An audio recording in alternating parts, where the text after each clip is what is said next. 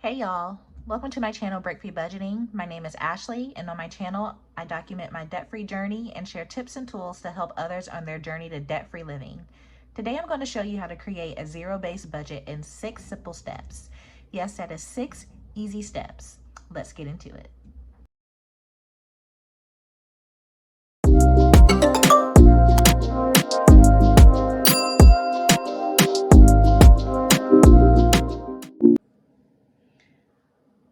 For those of you who are new to zero-based budgeting, a zero-based budget is a budget where your household income minus your total household expenses, that's your bills, subscriptions, debt payments, etc., equals 0. Every dollar that you own will be allocated towards an expense or savings. So step number 1 in creating a zero-based budget is to look at your expenses. You can do this by looking at previous month's bank statements or credit card statements. So once you have done that, you want to take your expenses and list them into different categories. So step number 2, you want to take all of your essential bills, that's your rent or mortgage, your car payment, insurances, and utilities, and you want to list them in a category on its own. So I'm going to create a sample budget here. I'm going to make it easy and have the total household income equal $5,000. And some examples of essential bills are your rent, water bill. So rent will be $1,250. Water bill will be $100. Gas bill will be $80. Electric will be $150. Internet, $100. Cell phones, $100. Car payment, $350. And car insurance will be $120. So once you've listed your essential bills, you want to move on to step number 3. Step number 3 is to list all of your minimum debt payments.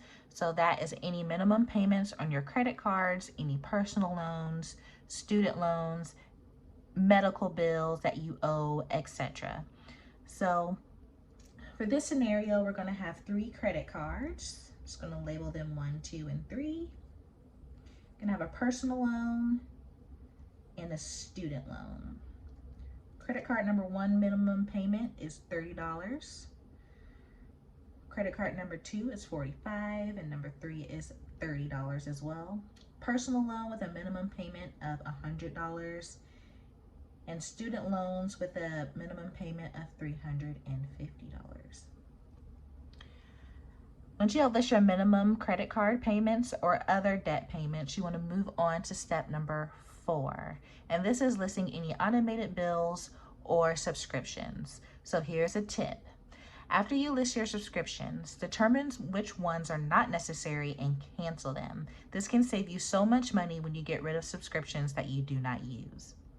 So for this scenario, we're going to have a Netflix subscription in the amount of $20 and other subscriptions that amount up to $75. All right, so once you have listed your automated bills or subscriptions, you're going to move on to step number 6. Step number 5. So take your essential bills, your minimum debt payments, and subscriptions or automated bills and add them together. So we're going to do that with our sample budget here. So rent is $1,250 plus $100, $80, $150 plus $120. So this total, all right, that in a different color here, is $2,250. So our minimum debt payments are going to be $30 plus $45 plus $30 plus $100 plus $350, and that's going to equal $555. Now we're going to do our subscriptions. which is 20 plus 75, which equals $95. And we want to look at our total for all three. So our essential bills, our minimum debt payments, and our subscriptions, and get that total. So subscriptions was 95 plus 555 plus 2,250. That equals 2,900. All right, so down to our final step, which is step number 6. You want to take whatever money is left over. So you're going to take this total here and subtract it from your monthly income, which is $5,000.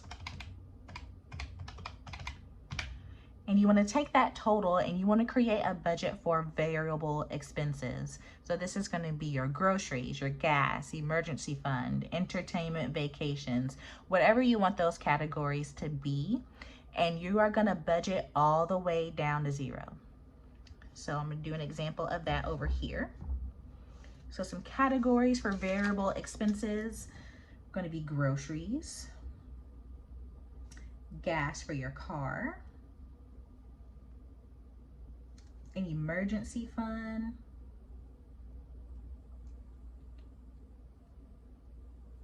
spending, clothing,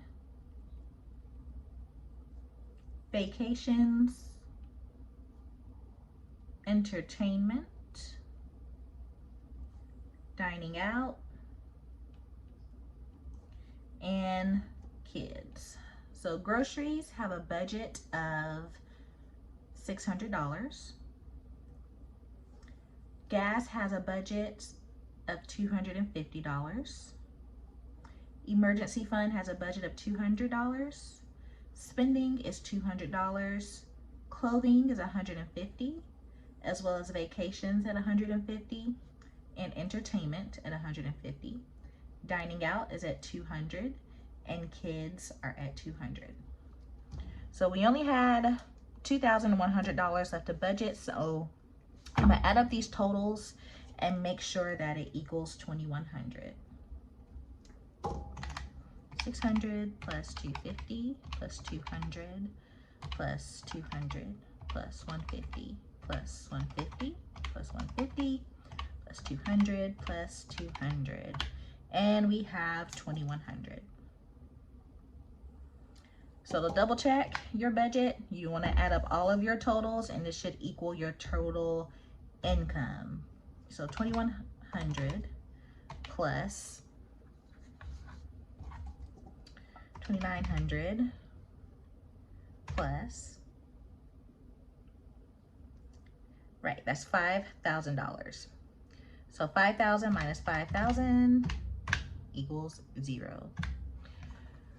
What I like about the zero-based budget is that it allows me to allocate each dollar and it keeps me from overspending. Something that I really struggled with in the past was overspending. So definitely being able to budget for my variable expenses, taking that cash out and utilizing cash envelopes with this method as well is a big game changer for me.